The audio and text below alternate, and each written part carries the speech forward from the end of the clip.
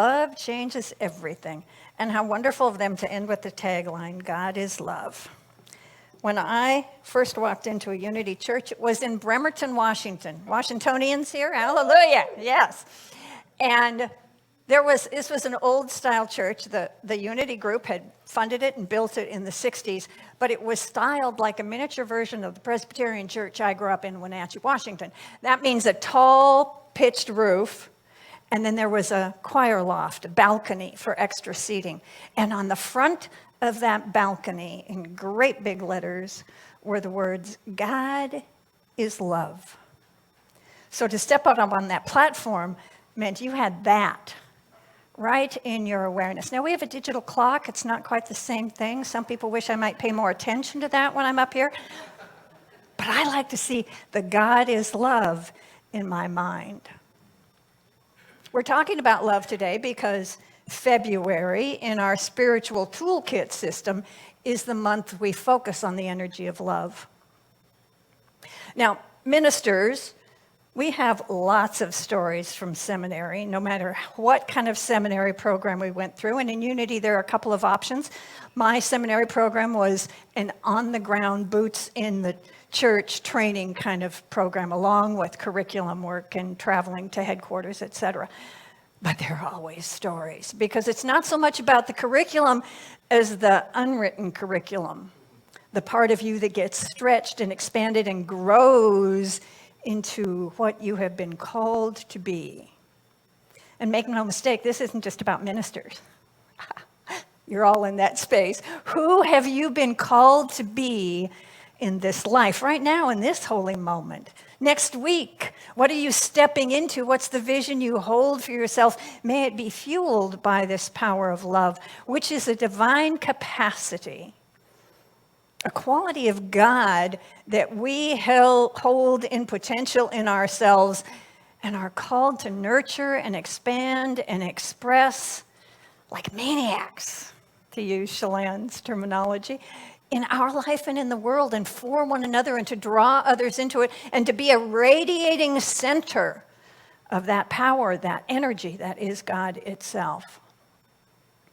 Now, seminary stories. One of my favorites came to me from my very first Unity minister in Bremerton, Washington, who did the traditional seminary program a number of years ago, which at that time was 2 years on campus at Unity Village. Wonderful, wonderful experience. And as our education program has morphed and changed and expanded over the years, people who trained in that model still talk lovingly of it for their own experience, how it stretched them, and they have a few funny stories, one or two to tell. My minister had in his class a fellow ministerial candidate who happened to be a retired archaeologist. Apparently something of a curmudgeonly fellow. And one day in class, they're all talking about these spiritual powers we have and focused on the topic of love in that moment. And this guy sitting over in the corner says to no one in particular, but for everyone to hear, love, love, love. All you people that ever talk about is love. Boy, he was going to have a time in church, let me tell you, when he got ordained, yeah.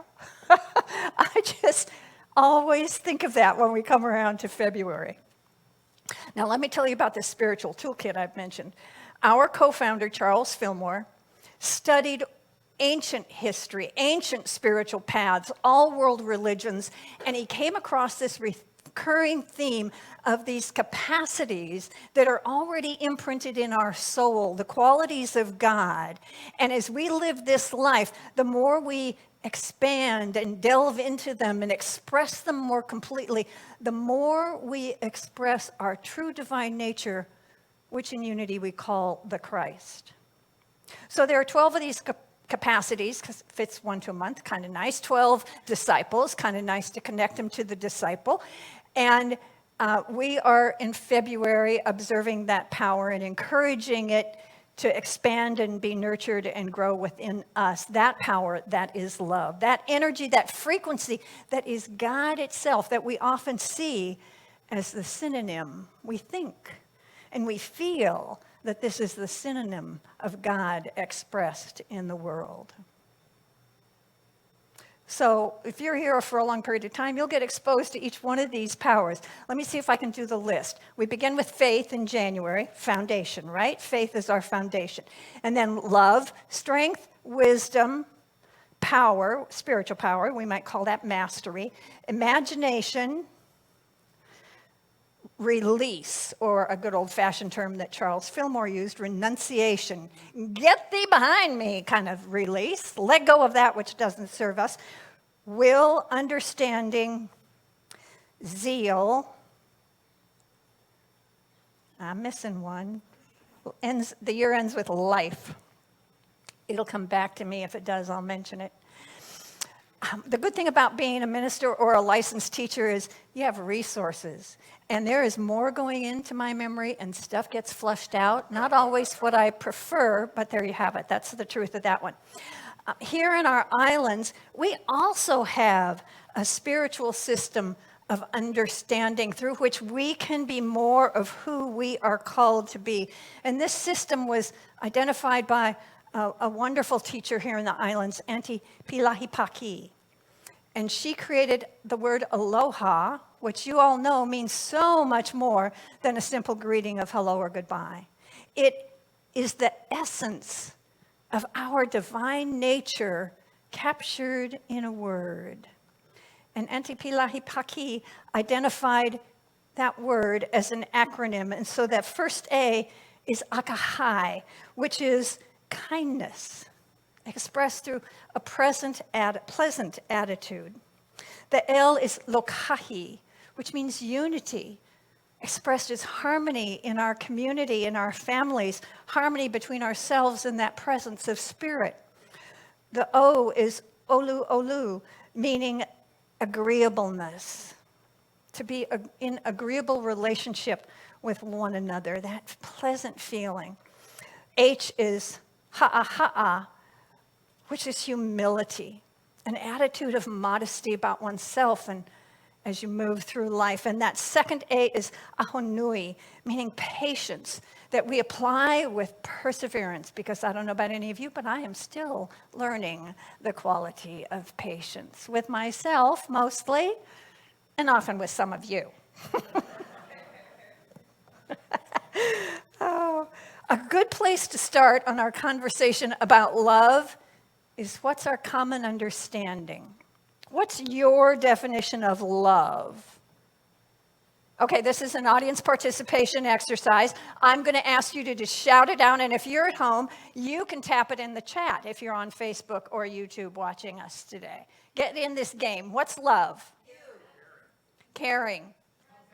Compassion. You. Thank you. You too.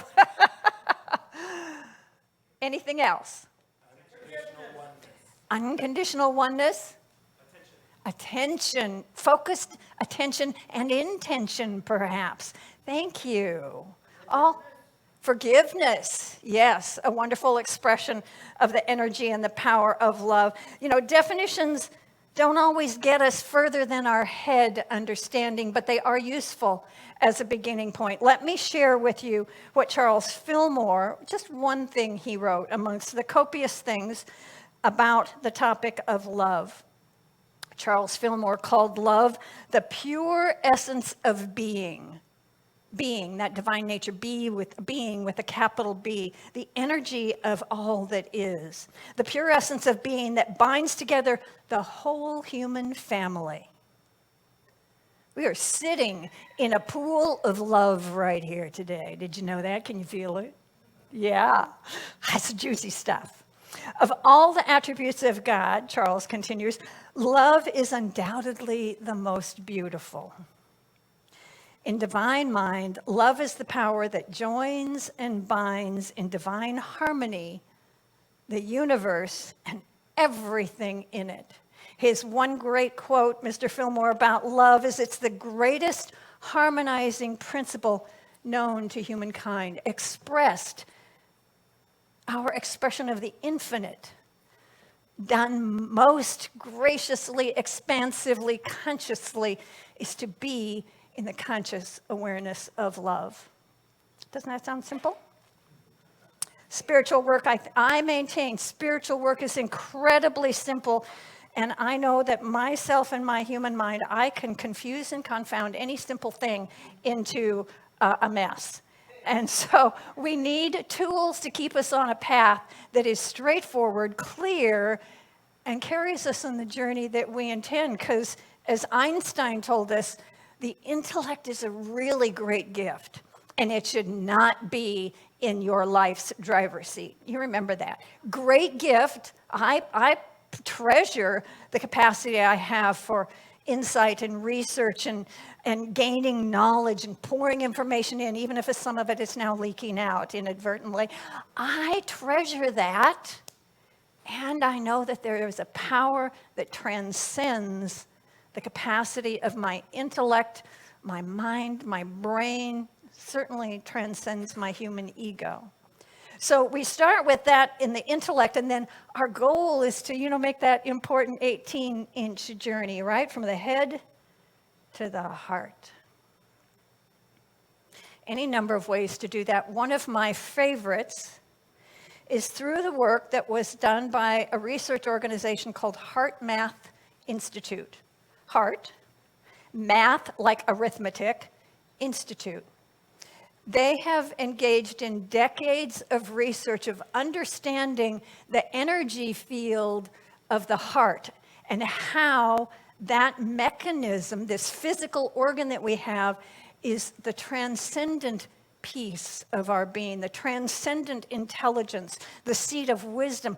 Literally, now HeartMath will never use this word because they're a research organization and they work to expand this understanding into the secular world.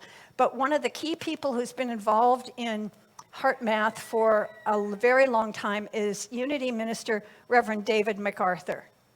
And David will talk very liberally about the heart being the seat of God and the place that we can connect with this deeper wisdom, this activity that is love, and express it more clearly in our own lives. And when we hold something closely in our own life, we are able to gift it to the world. Yes? You know that is true, right?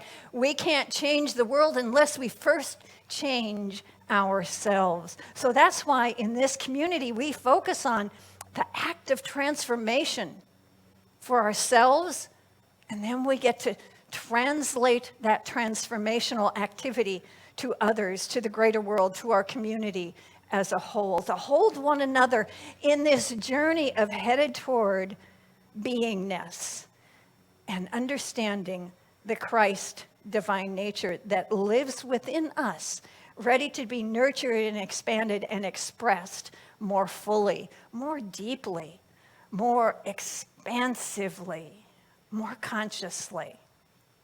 When we are living in that capacity of love, truly, we can change our own lives and we can change the world. And it begins right here. Touch your heart. Touch your heart.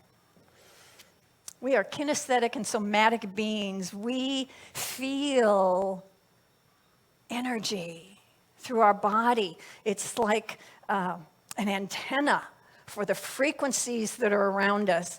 And so I work diligently to be attuned to the frequency of love, which I know is the energy and frequency of God. I want my soul to sing its God's song in every moment and do so loudly and proudly. And so I often focus just on this. If you ever see me sitting in preparation for Sunday morning and you walk by and I'm tapping my heart, I am connecting to that space where I know God is resident in my being.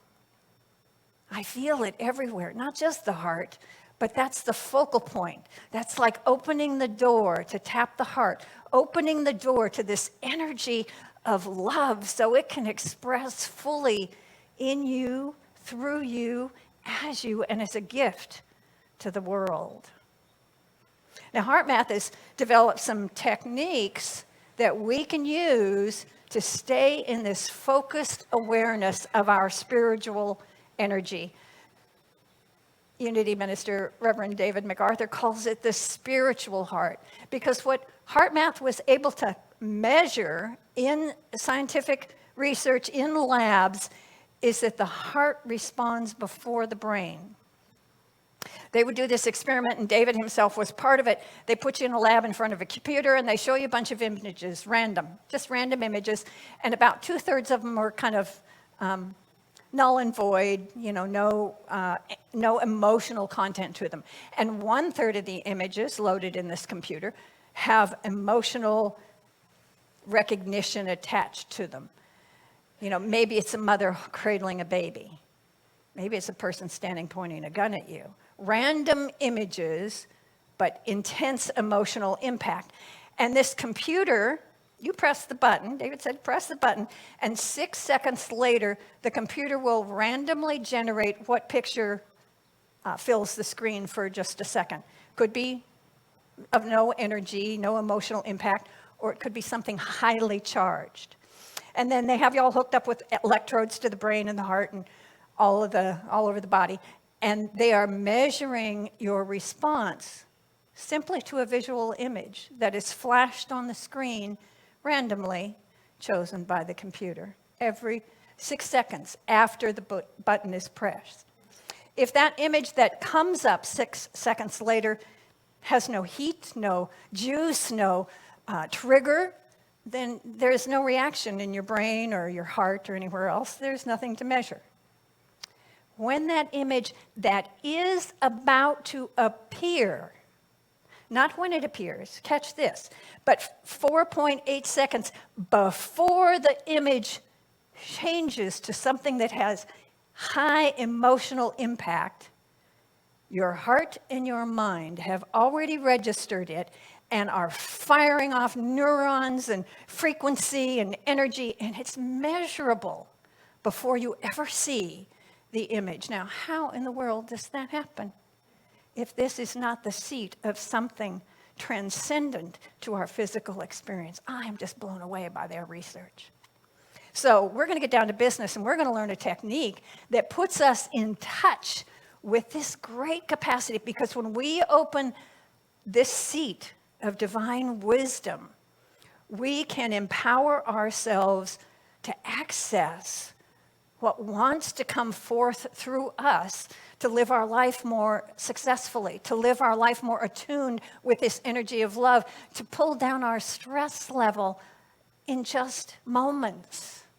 So when you find yourself in any stressful situation, just tap that heart and now breathe. Take a deep breath. Only you are going to imagine that it's the heart that is breathing your breath, breathing your life. Now, we know the heart is not the seat of breathing, right? I've got nurses and probably doctors in the audience are watching, and even I know that it's the lungs that do the breath work. But we can use our power of imagination and feel and see that breath as it goes through the filter of our heart on its way to the lungs and is filtered by the heart as it leaves. Just tap, touch, and breathe. That's our first step. Now, what really gives us juice and power and motivates us and moves us in the direction we intend are feelings and emotions.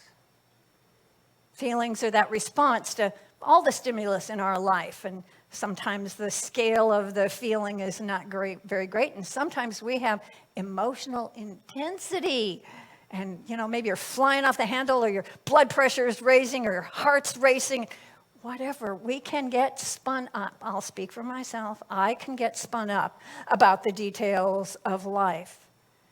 And so when I touch my heart and breathe deeply, imagining it going in and out of that space in my whole energy field, I can settle myself into that state of harmony with the divine, harmony with a greater truth than what my mind is telling me I'm experiencing right now. Because this place up here, it is a dark and scary neighborhood to be alone at night. Yes? There is stuff stored in here that shows up with the heat of that same intensity like the images on the computer screen before we have a chance to say, whoa, baby, slow that roll down. Now, when we are often running into anger and frustration and fear and worry, oh, there's a big one, worry, that'll carry us fast away and off the rails of what our intention is for our behavior and our flow and our energy.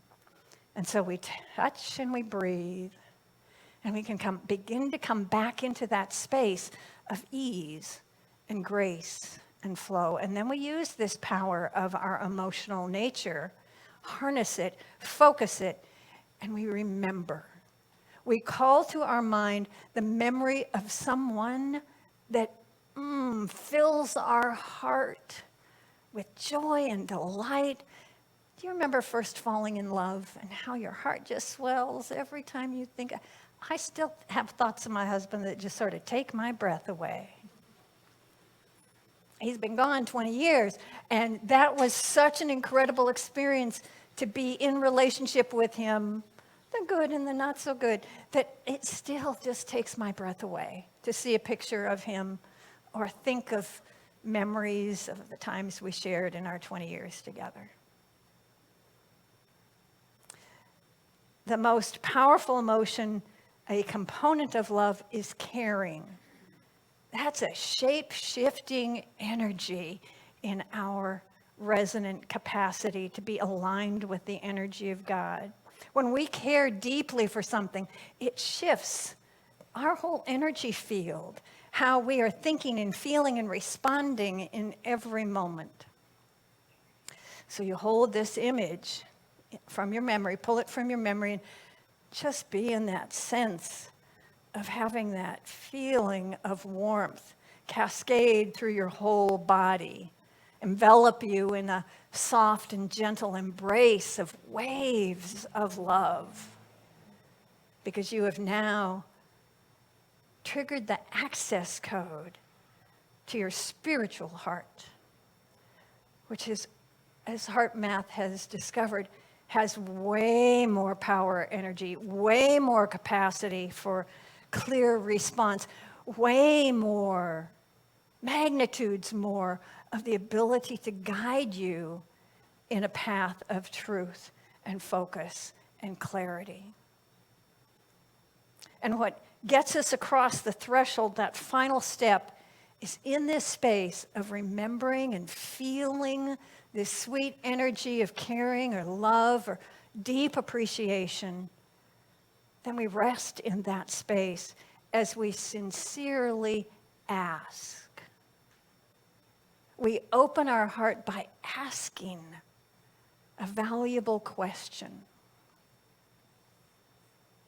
My husband, the physicist, said that every good result begins with asking the right question. Now, heart math makes a suggestion that a helpful question in this space of resting in your heart, being in the state of deep relaxation, is: what is the most effective solution to this situation? What is the most effective response I can bring to the situation that's on my heart and my mind? And resting in that space of clarity in your spiritual heart that you have awakened intentionally, the wisdom that is accessible deep within rises to your conscious awareness. Now that's love. Auntie Pilahi Paki has this quote on her website. She does. Aloha means to hear what is not said, to see what cannot be seen, and to know the unknowable. This is love. To hear what is not said, to see what cannot be seen with these eyes and these ears, To know what is unknowable is wisdom that rests in your spiritual heart and can be unlocked through this simple process.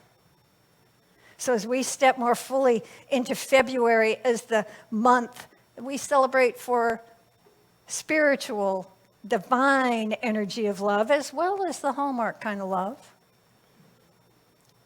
let us be mindful of this tool and capacity that we carry with us and is already imprinted with divinity.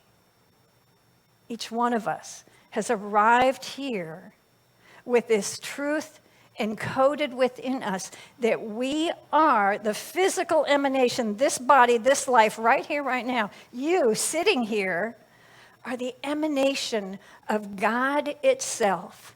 And you have called yourself in partnership with God to do divine and holy work right where you are in your life in grand and glorious and unique ways that only you can fulfill, that only you can respond from the beauty and the grace and the glory of who you are.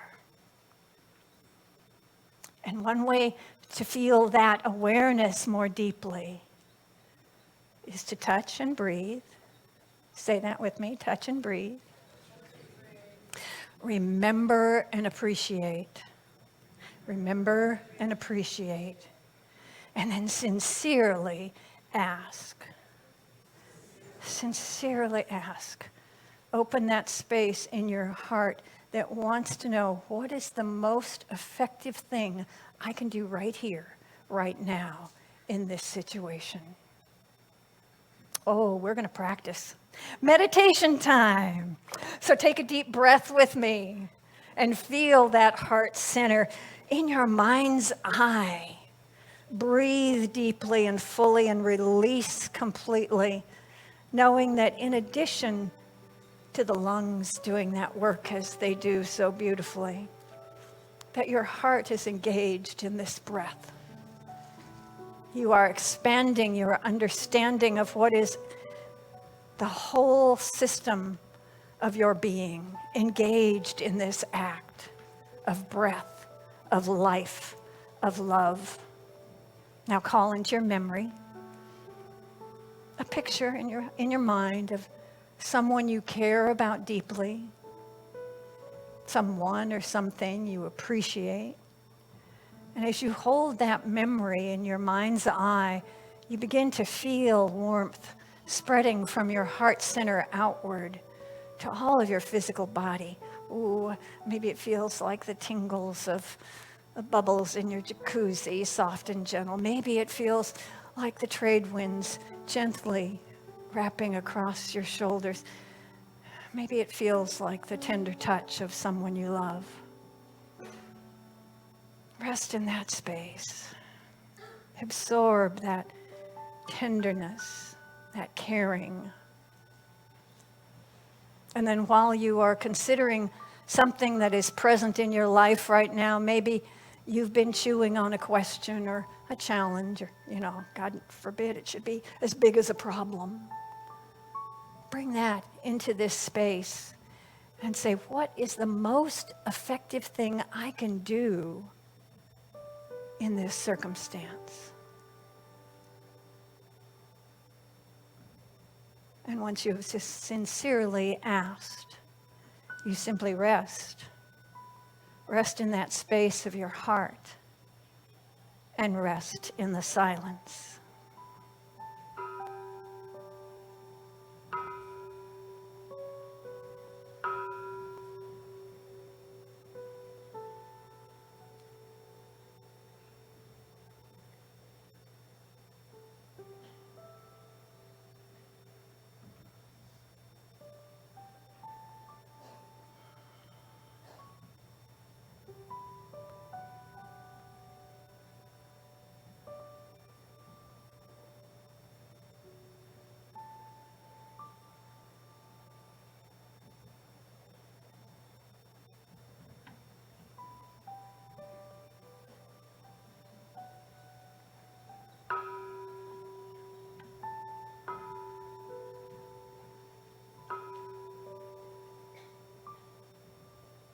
a very simple spiritual practice that has profound capacity for reaching the depth of your heart, the depth of spirit alive in you.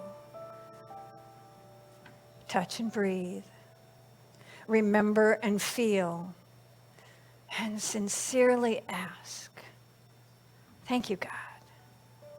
Thank you, God. And so it is.